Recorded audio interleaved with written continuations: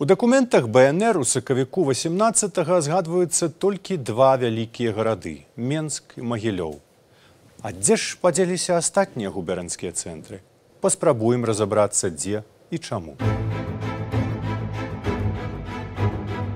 Віцебск у бальшавіцкай Расіі, за лініяй, на якой спыніўся нямецкі наступ.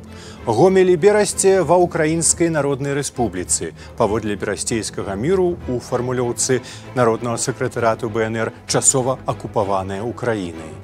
Была яшчэ Беларусь заакопная, у зоне старой нямецкай акупацыі 1915 году.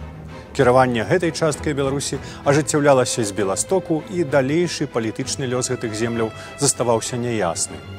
Горадня надалей была пад нямецкай акупацыяй, але рыхтавалася далучэнне яе да новай Польшчы, а Вільня дэ-юрэ была ўжо ў новаабвешчанай незалежнай Літве.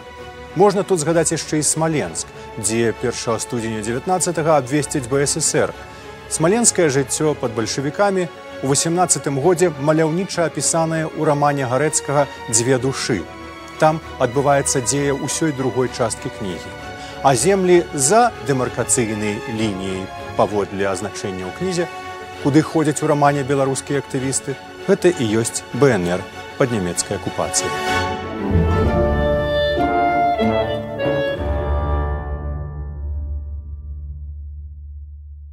А вось, дарэчы, Гомель і Гомельшчына на сваю палітычную будучыню ў 1918-м мелі свой асобны, вельмі спецыфічны погляд. Калі ў Кіеве рыхтаваўся працяг украінска-расійскіх перамоваў аб межах, старшыня гомельскай гарадской управы Богданаў накіраваў дэлегацыі БНР у Кіеве ліст з патрабаваннем даць права жыхарам Гомелю і Гомельшчыны свабодна самім вырашыць пытанне аб дзяржаўнай прыналежнасці праз рэферэндум. Да ліста была далучаная копія пастановы Гомельскага павятовага земскага сходу аб тым, каб выбраць дэлегацыю з 2 чалавек, упаўнаважыць іх дамагчыся на мірнай кіеўскай канферэнцыі прызнання за гомельскім паветам правоў на самавызначэнне. І калі гэткія будуць дадзеныя, то хадайнічаць аб вызваленні павету ад адміністрацыйных і вайсковых уладаў усіх дзяржаў. Вось так. Пры спрыяльных умовах на беларуска-украінскім расійскім памежжы мог узнікнуць вольны горад Гомель.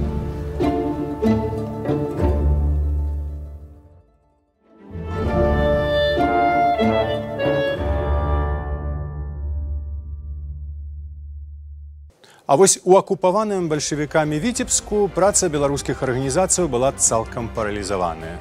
Беларускія грамадска-палітычныя дзеячы былі часткова разагнаныя, часткова тэрарызаваныя і загнаныя ў падполле. Затое шырокае поле дзейнасці бальшавікі пакінулі палякам, а менавіта першаму польскаму рэвалюцыйнаму палку. У Менску абураліся.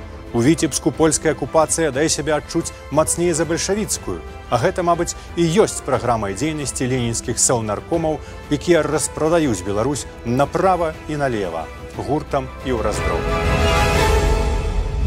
Так, з 8 вялікіх гарадоў, пералічаных у 3-й устаўной грамаце, рэальна БНР разлічвала толькі на 2.